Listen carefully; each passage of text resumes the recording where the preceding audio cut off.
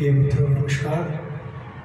ज्योतिष सीखना सरल सीरीज के आज के एपिसोड में मैं एस्ट्रो एडवाइज़र अजय सोलंकी आपका हार्दिक स्वागत करता हूं। आज के इस एपिसोड में मैं आपको बतलाऊंगा कि विदेश में बसने का योग जातक की लग्न कुंडली में कैसे बनता है। आप कैसे पहचानेंगे कि जातक की लग्न कुंडली में विदेश में बसने का योग है अथवा नहीं। विदेश यात्रा का नहीं, विदेश में बसने का योग। लग्न कुंडली का 12वां भाव विदेश से संबंध रखता है, विदेश को एड्रेस करता है। इसके लिए आपको 12वें भाव के स्वामी ग्रह की स्थिति को देखना होगा। लग्न का प्रथम भाव, लग्न भाव आप स्वयं हैं। यह आपका व्यक्तित्व, आपकी इच्छाएं, आपका झुकाव और आपके विचार, आपकी इच्छाएं क्या हैं। आपकी इच्छा विदेश में बसने की है अथवा या नहीं, ये लग्न से जाना जाता है। लग्न कुंडली का 2वां भाव बतलाता है कि आप परिवार से दूर रहेंगे या परिवार में रहेंगे। आपका परिवार कहाँ बसता है, आपका परिवार कहाँ बसेगा। चतुर्थ भाव लग्न कुंडली का चतुर्थ भाव यह आपकी मातृभूमि के विषय में बतलाता है कि आप मातृभूमि में रहेंगे या मातृभूमि से दूर रहेंगे। नवम भाव आपका भाग्य भाव है। यह आपको बतलाएगा कि आपके भाग्य में विदेश में बसने का योग है अथवा नहीं। और दशम भाव आपका कर्म भाव है। इस भाव से जानेंगे कि आपका कर्म क्षेत्र कहाँ पर है, देश में है, विदेश में है, घर के समीप है या घर से दूर।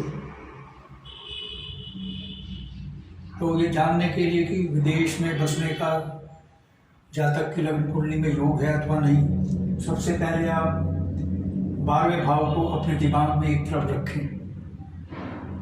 इसके बाद आप देखें कि 12वें भाव का स्वामी ग्रह कहाँ पर स्थित है। इन 5 भाव में तो स्थित नहीं है, जो मैंने अभी बतलाया। लग्न में 2वें भाव में, चतुर्थ भाव में, नवम भाव में या दशम भाव में। यदि द्वादश भाव का ग्रह स्वामी इन में से किसी एक भाव से संबंध बना लेता है, मान लीजिए 12वें भाव का ग्रह स्वामी लग्न में जाकर बैठ जाता है और लग्न का स्वामी द्वादश भाव में बैठ जाता है, यानी दोनों राशि परिवर्तन कर लेते हैं या दोनों में दृष्टि संबंध हो जाता है, तो विदेश में बसने का योग है। इसी प्रकार से 2वें भाव का स्वामी 12वें भाव में बैठ जाता है और 12वें भाव का स्वामी 2वें भाव में, या 12वें भाव का स्वामी 2वें भाव में ना भी बैठे, 2वें भाव का स्वामी 12वें भाव में बैठ जाता है, इन दोनों भावों में संबंध हो जाता है, या दोनों भावों को एक स्वामी राशि परिवर्तन कर लेते हैं, तो जातक की लग्न कुंडली में विदेश में बसने का योग है। इसी प्रकार से चतुर्थ भाव का स्वामी अगर द्वादश भाव में बैठ जाता है या द्वादश भाव का स्वामी चतुर्थ में दोनों राशि परिवर्तन कर लेते हैं, या सिर्फ चतुर्थ भाव का स्वामी द्वादश भाव में बैठ जाता है, द्वादश भाव से संबंध बना लेता है, क्योंकि द्वादश भाव विदेश का भाव है, तो विदेश में बसने के योग बनते हैं। इसी प्रकार से नवम भाव का स्वामी जो भाग्य भाव है, वह द्वादश भाव से संबंध बना लेता है। द्वादश भाव का स्वामी ग्रह द्वादश भाव में बैठ जाता है तो विदेश में बसने का योग है।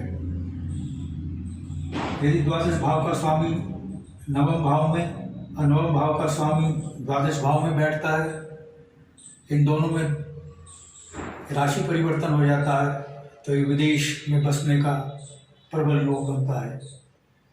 इसी प्रकार से दशम भाव जो कि कर्म भाव कहलाता है, दशम भाव का स्वामी ग्रह यदि द्वादश भाव में बैठ जाता है और द्वादश भाव का स्वामी दशम भाव में बैठ जाता है, दोनों में राशि परिवर्तन हो जाता है, या फिर दशम भाव का स्वामी द्वादश भाव में बैठता है तो विदेश में बसने का योग है। मित्रों, ये जो 5 भाव मैंने बताए थे, लग्न भाव, द्वितीय भाव, चतुर्थ भाव, नवम भाव और दशम भाव, अगर इन 5 में से अधिकांश भावों का संबंध द्वादश भाव से हो जाता है तो विदेश में बसने का प्रबलतम योग बनता है और ऐसे जातक को अपनी मातृभूमि में वापस आने का अवसर भी नहीं मिलता है, वह अपनी मातृभूमि में वापस नहीं आ पाता है। या इन 5 भाव, लग्न भाव, द्वितीय भाव, चतुर्थ भाव, नवम भाव और दशम भाव, इनमें से अधिकांश भाव के ग्रह स्वामी द्वादश भाव में बैठ जाते हैं और यह 5 में से 3 भाव के स्वामी या 2 भाव के स्वामी द्वादश भाव में बैठते हैं तो विदेश में बसने का प्रबल योग बनता है। ऐसे जातक को भी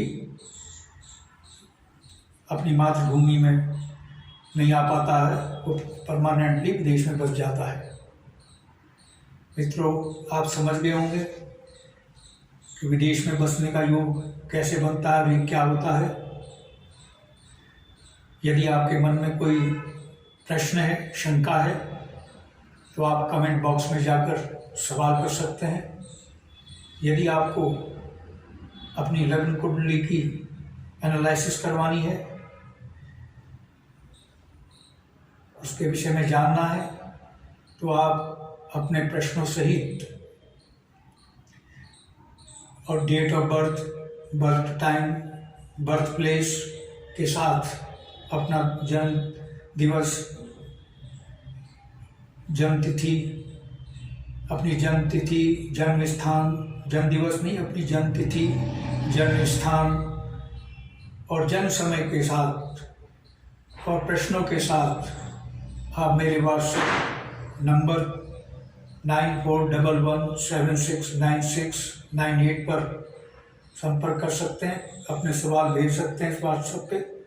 मैं तुरंत आपके शंकाओं का निवारण करूँगा, आपकी समस्या का समाधान करूँगा, आपके सवालों का तत्काल जवाब दूँगा। यदि मित्रों आपने मेरा चैनल अभी तक सब्सक्राइब नहीं किया है, I request you to please subscribe my channel, comment, share, जिससे कि सबसे पहले अगला ज्ञानवर्धक एपिसोड, मेरा एपिसोड आपके पास पहुँचे। मित्रों, बस आज इतना ही। धन्यवाद, नमस्कार।